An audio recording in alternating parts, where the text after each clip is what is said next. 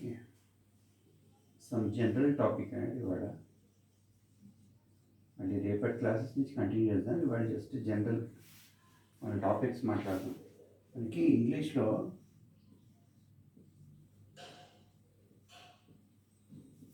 Vowels and consonants అని ఉంటుంది.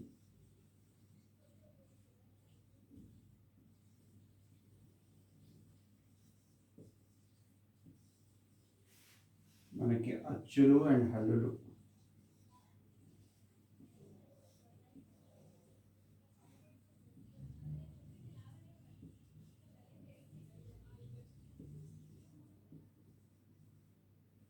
Okay, దీనికి డిఫరెన్స్ తెలుసు కదా మనకి. అంటే ఏంటి మరీ బేసిక్ క్లాస్ చెప్తున్నాను అనుకోకండి. జనరల్గా ఇవి వీటి మీద ఆధారపడతాయి మనం ఉచ్చరించాలంటే. ఇప్పుడు కా ఉందనుకోండి, ఇది అని చూస్తా అంటే ఆ లేకపోతే దీన్ని పలకలేం మనం. ఓకే, సో ఇది దీని మీద ఆధారపడింది. అలాగే కి అంటే ఈ మీద ఆధారపడింది.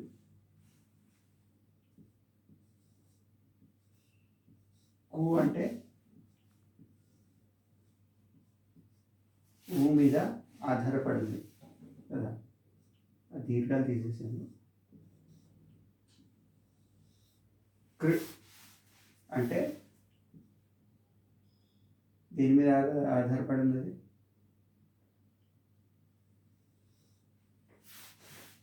అంతే కదా, దీని మీద ఆధారపడింది. ఇది ఏంటిది? ఇప్పుడు కొంతమంది కృష్ణుడు అని పలుకుతారు.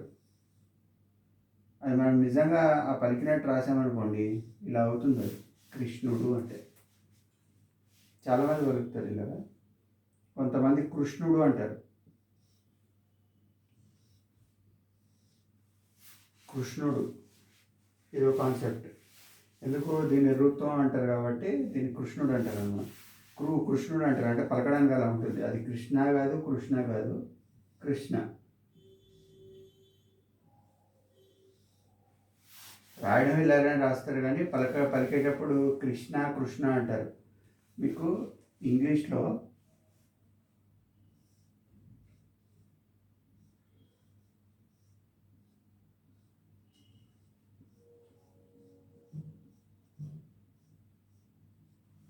ఇది ఉందనుకోండి, ఇది కృష్ణ అంటే ఇది, దీని బదులు యు పెడితే కృష్ణ అవుతుంది. అసలు దాని ప్రొనౌన్సియేషన్ ఏంటంటే ఈ రెండు ఉండకుండా జస్ట్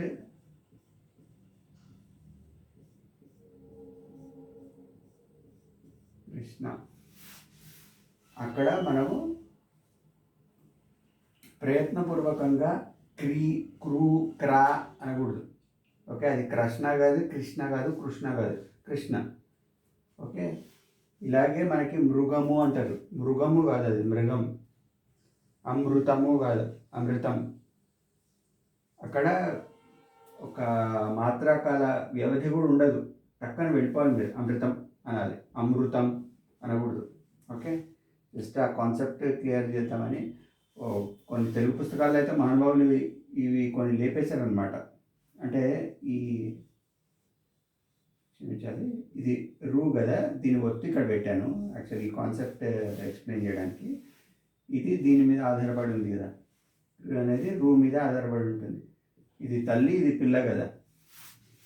కొంతమంది ఈ రూ తీసేసేస్తారు. రూలు ఎందుకు, ఇది ఉంది కదా ఇలా రాసుకోవచ్చు కదా, ఇది ఎందుకని.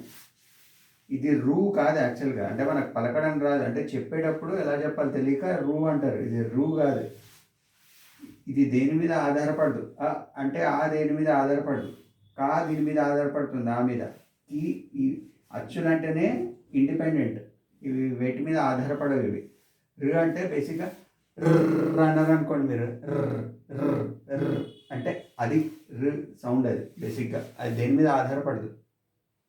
ఓకే, సో ఇది తీసేశారు మహానుభావులు మన తెలుగు పుస్తకాల్లో. తీసేశారు కానీ కృష్ణుడు మాత్రం ఇలా రాస్తున్నారట. వాడు చిన్న పిల్లవాడు అడిగాడు, మన వాళ్ళు పిల్లలు చాలా షార్ప్ ఉంటారు కదా, మనం వాళ్ళు అడిగిన వాడికి సమాధానం చెప్పకపోతే నోరు నొక్కేస్తుంటాము. బేసిక్గా వాడు ఏంటి ఇది, దీని తల్లి ఎక్కడ ఉందని అడిగాడట. పుస్తకాల్లో లేదు. కృష్ణుడేమో ఇలా రాశారు, ఇదేమో లేదు. వాడికి డౌట్ వచ్చింది, అరే దీని తల్లి వాడికి దొరికింది.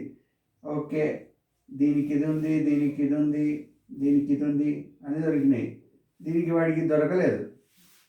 వాడు చాలా టాలెంటెడ్ ఉంటారు కొంతమంది. చెక్మేట్ చేసాడు వాడు టీచర్ని.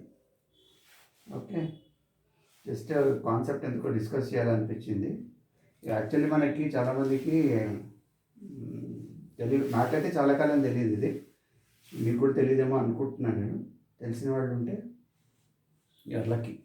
Okay, thanks, done.